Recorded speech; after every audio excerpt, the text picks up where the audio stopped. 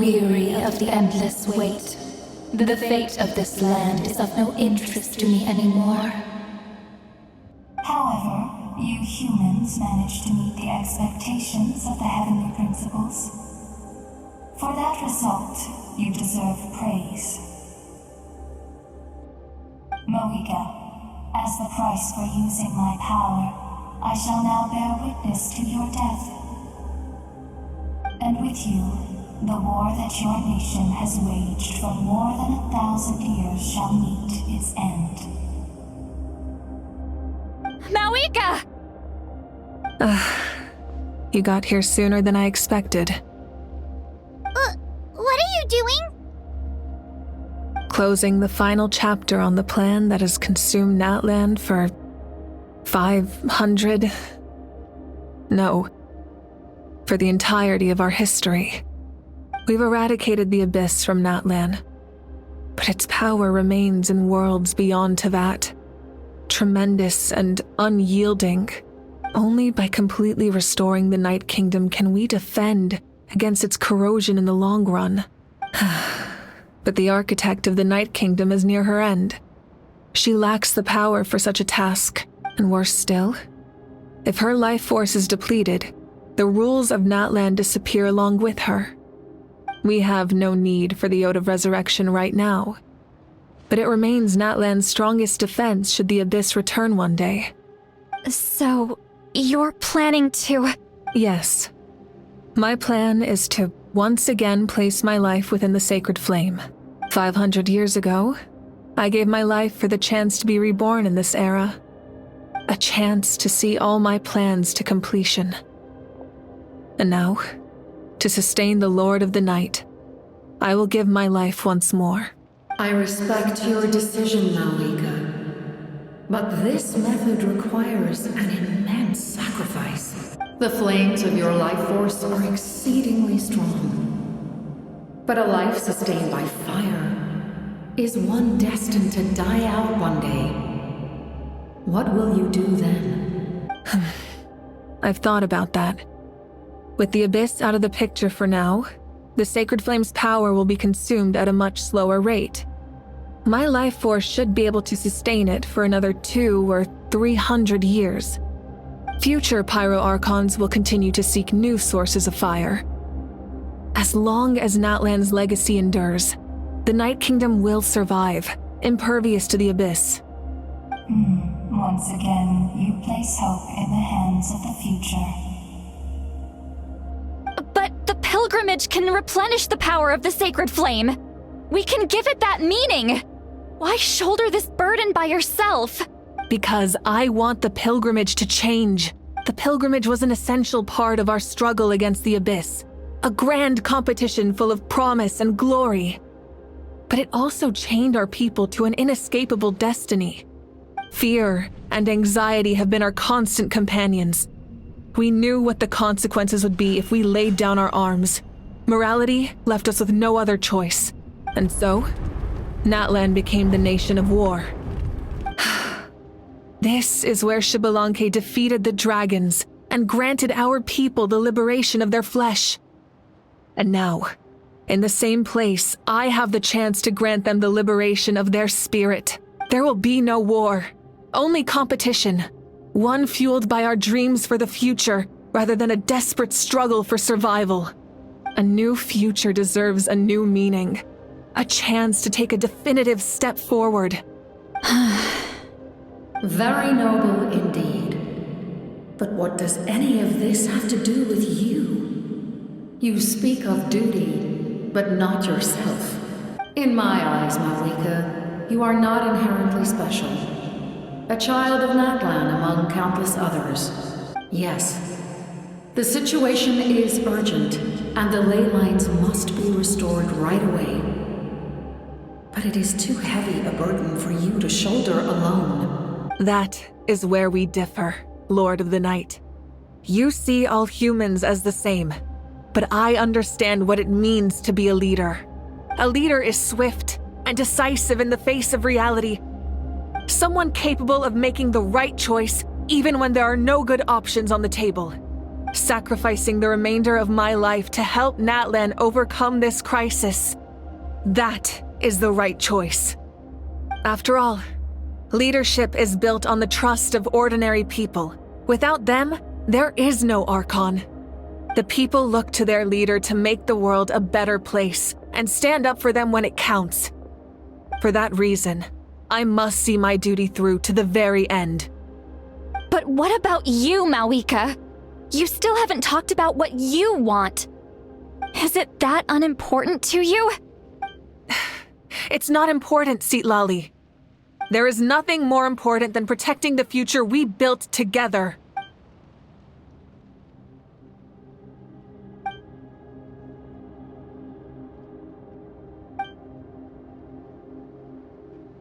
I shall accept Mavuika's sacrifice for the Lord of the Night as her death, and I will bear witness to the very end.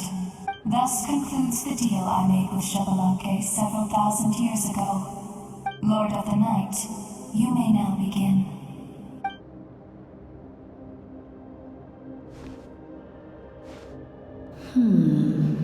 What are you waiting for? There is another who wishes to take part in the ceremony. And I cannot disregard their intentions. I must wait for them to arrive. Another? I was to bear witness to a death, and now the situation is increasingly tenuous. If the life of this second individual fails to meet my requirements, I fear I may lose my patience. Rest assured, his life will hold equal value. I am the helper of humanity, and I must always place their demands first, no matter who the human may be. Cumbersome. But there is nothing to be done. Such is the duty of an angel. Wait, this feeling. We made it.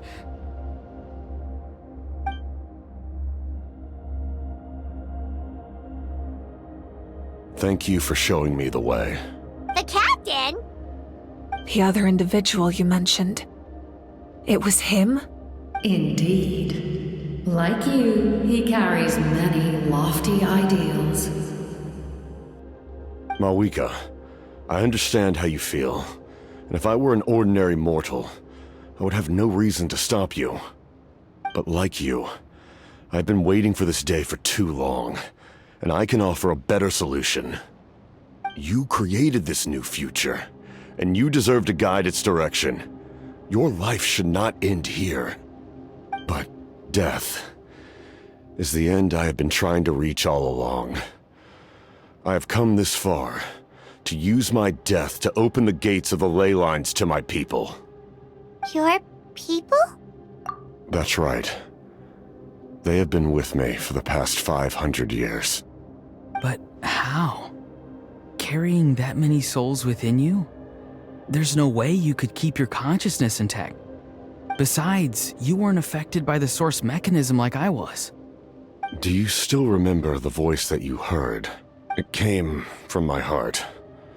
With the help of technology from Conria, my heart was modified to convert memories and souls from the ley lines into knowledge. As a result, I became extremely sensitive to souls, and developed the ability to sense their presence. Much like yourself. After encountering countless lost souls during the disaster 500 years ago, I forsook the capacity for knowledge granted by the modification, and used my heart as a vessel instead. The lives of my comrades, as well as many Natlanese, have been stored here ever since. And you want to send them home? Yes. The ley lines will not accept them. But by merging my existence with the Lord of the Night, I can become master of the ley lines and change the rules entirely. He expressed this to me, and I agreed. The captain envisions a kinder and fairer set of rules for humanity. In addition, he aims to challenge the authority of the ruler of death. In a word, his goal is revenge. Revenge? After all, It's because of her that I bear the curse of immortality, the curse of absolute life. I now understand that which you seek. Then, bear witness to my resolve and hatred. The people of Conria committed grave sins. And for that, we were cursed to suffer endless physical torment. Cursed to witness the demise of everything we held dear. But most of us were innocent.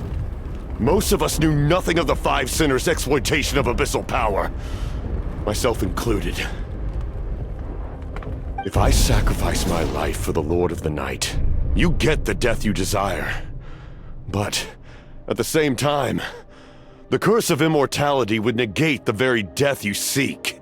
Left unresolved, that paradox could uproot the natural order of this world. Even you, great ruler of death, lack the capacity to bear the consequences of that outcome. Your curse is now the tool with which I will overturn the oppression of the gods. This is my challenge to you. Forsake one of your rules. The choice is yours. Your new heart has limitless potential, and you have wielded it with bravery and honor. I grant you the title of Sentinel Knight. Like the four pillars of strength, you will continue to safeguard the glory of Conria. The glory of Conria. Our land, our dignity, and every comrade who fights alongside us. The Night Kingdom is almost destroyed. Our fallen soldiers, your comrades, they have nowhere to go. What are you doing? Are you taking all their souls with you? You're just an ordinary person.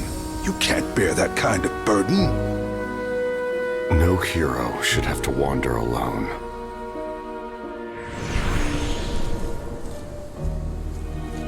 The curse of immortality. Using immortality to fight death. Using my rules against me. Make your choice. Reject your rules. Or allow me to trigger the paradox. The curse of immortality must stand. Use it to fulfill your final wish.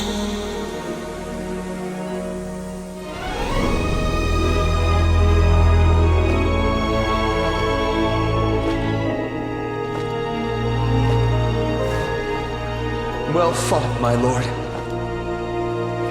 Thank you for everything.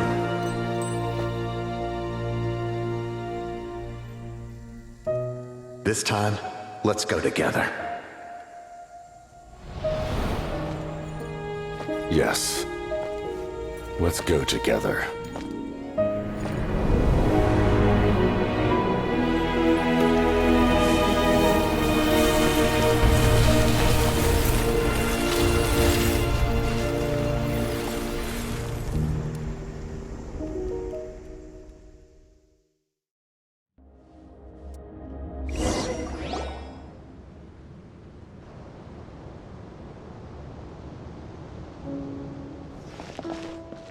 The captain, The curse of immortality still exists.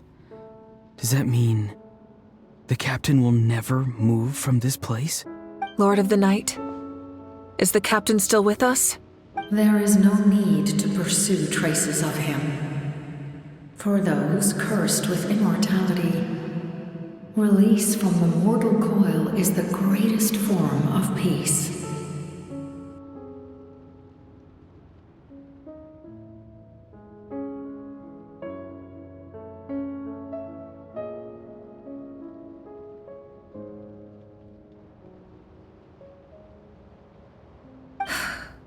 Even so, please pass on my gratitude.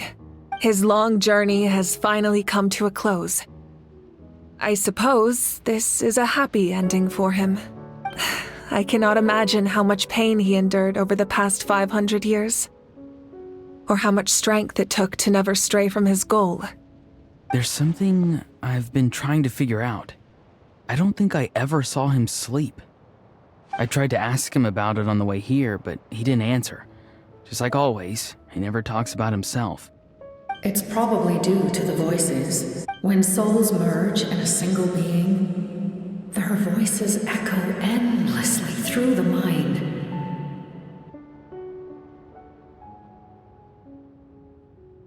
Souls that retain memories of their death often scream and wail in despair. Considering the number of souls inside him, that effect would be even greater. So, over the past 500 years, he didn't sleep? Without experiencing the curse of immortality, we will never truly know his agony. But I can see why his hatred for the ruler of death was so strong. In the end, he used that immortality to his advantage, and granted the Lord of the Night eternal life by fusing his existence with hers. Well fought, Captain. You may wonder why the Night Kingdom, a land of souls, was unable to accept the souls adrift on the surface. The reason lies in the Heavenly Principle's modifications to the ley lines. The original purpose was to help counter the Abyss, and so their stability was paramount. But at one point in time, Natlan's ley lines were decimated. Even after reconstruction, the rules needed for the Ode of Resurrection made it impossible to reconnect the ley lines to other nations. That unique quality is precisely what drew the captain to Natlan. Did he try the same thing in other nations? Yes, but all those attempts ended in failure. He fought to save Natlan not only to defeat the Abyss, but because this is the only land where the souls within him could find salvation. We met not long ago to talk about that very possibility, and I confirmed the feasibility of his plan. I, too, recognized the need to change the rules of the ley lines. Not only for the souls that wander this land, but for the outlanders that may perish here in the future. In the eyes of the Heavenly Principles, that kind of change is extremely risky, if not impermissible. But, as an angel, I have a duty to serve humanity. Such is my mandate. Thank you for everything. Seedlolly, when I gave you the Pilgrim's Chronicle, I said something rather pessimistic to you. Do you remember? How many years of life are enough? 10? 100? I thought it made no difference. But now, I have the chance to live forever. I am immensely grateful to humanity for this gift, and I am deeply sorry I thought so little of it in the past. You don't need to thank us. You bear a heavy responsibility. Heavy? No. That responsibility is the purpose of my existence. Farewell, humans. Creators of miracles. A new era awaits you. Looks like she returned to the Night Kingdom. So, this was the captain's goal all along. He fought to the end for all those souls and challenged the rules of the world in the process. He was an outstanding warrior. He took on a burden that was meant for me and even brought about a better outcome. It would seem I lost this duel. He was right. Natlan needs a leader to guide its future. If not a successor, then that responsibility will continue to be mine to bear. But for now, let us pay our final respects to this fallen hero.